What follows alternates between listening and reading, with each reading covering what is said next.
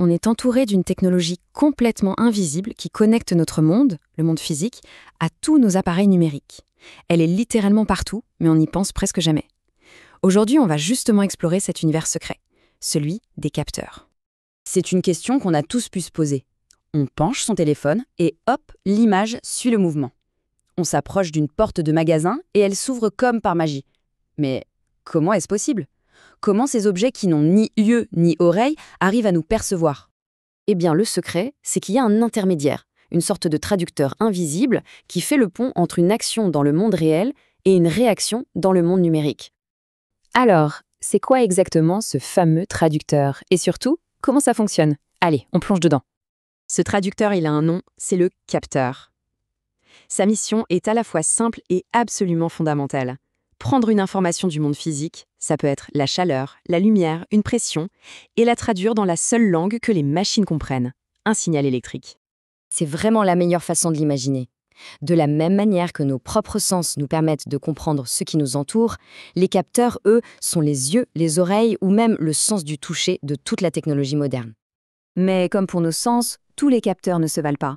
Pour qu'un capteur soit bon, il doit maîtriser un langage bien particulier, avec des caractéristiques très précises qui vont définir ce qu'il peut percevoir et surtout avec quelle finesse.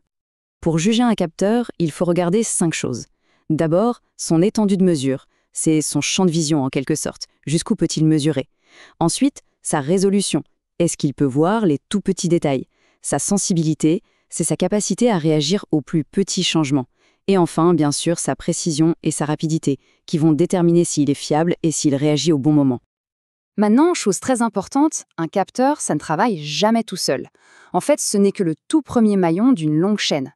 On peut voir ça comme une chaîne de montage qui transforme une sensation brute en une information vraiment utile. Alors, comment ça marche, cette chaîne ? Première étape, le capteur détecte quelque chose et crée un tout petit signal électrique. Ensuite, une étape de conditionnement va nettoyer et amplifier ce signal, un peu comme on rendrait une photo floue beaucoup plus nette.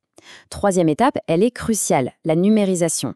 Le signal est découpé en une suite de 0 et de 1. Et enfin, le cerveau de l'opération, un processeur, lit ces chiffres et décide quoi faire. Afficher une info, faire tourner l'écran, etc. Bon, il faut savoir qu'il n'y a pas un seul type de capteur. En fait, on peut les classer en 2 très grandes familles et tout dépend de leur rapport à l'énergie. Il y a les actifs et les passifs. La différence en réalité, elle est assez simple. Les capteurs actifs sont des générateurs d'énergie. C'est le phénomène physique lui-même qui va créer de l'électricité. Les capteurs passifs, à l'inverse, ce sont des contrôleurs d'énergie. Ils ont besoin d'être alimentés et le phénomène physique va juste changer la manière dont le courant passe. Un peu comme un variateur sur une lampe. Dans ces générateurs, on a des exemples qu'on connaît bien, comme l'effet photovoltaïque des panneaux solaires. La lumière se transforme en électricité. Mais il y a aussi des choses plus étonnantes, comme l'effet piézoélectrique, où on crée du courant juste en pressant un cristal. C'est une transformation directe de l'énergie. Du côté des passifs, l'idée est de faire varier une propriété électrique. Un capteur résistif, par exemple, va simplement mieux ou moins bien laisser passer le courant en fonction de la chaleur. Il ne crée rien de neuf, il se contente de moduler un courant qui est déjà là. Et c'est là que ça devient vraiment fascinant. On va faire un zoom sur la physique super ingénieuse qui se cache derrière certains de ces effets pour voir comment une simple loi de la nature peut devenir un outil de mesure d'une précision incroyable. Prenons l'effet piézoélectrique. Le principe est presque poétique. On prend un cristal, par exemple du quartz, on applique une pression dessus et ces atomes se réorganisent d'une telle façon qu'une tension électrique apparaît à ses extrémités. Une simple force mécanique devient un signal électrique. Magique! Et cet effet, il est absolument partout. L'accéléromètre dans notre smartphone, par exemple. À l'intérieur, il y a une toute petite masse qui, à chaque mouvement, appuie sur un cristal piézoélectrique. C'est comme ça que le téléphone sait s'il est à l'endroit ou à l'envers. C'est tout simple, mais c'est une idée de génie.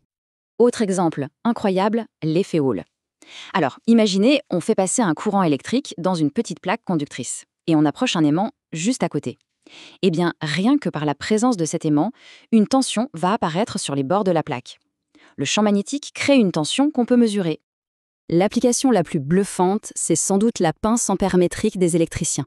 Grâce à l'effet Hall, elle peut mesurer le courant qui passe dans un câble simplement en mesurant le champ magnétique autour, sans jamais avoir besoin de couper ou de toucher le fil.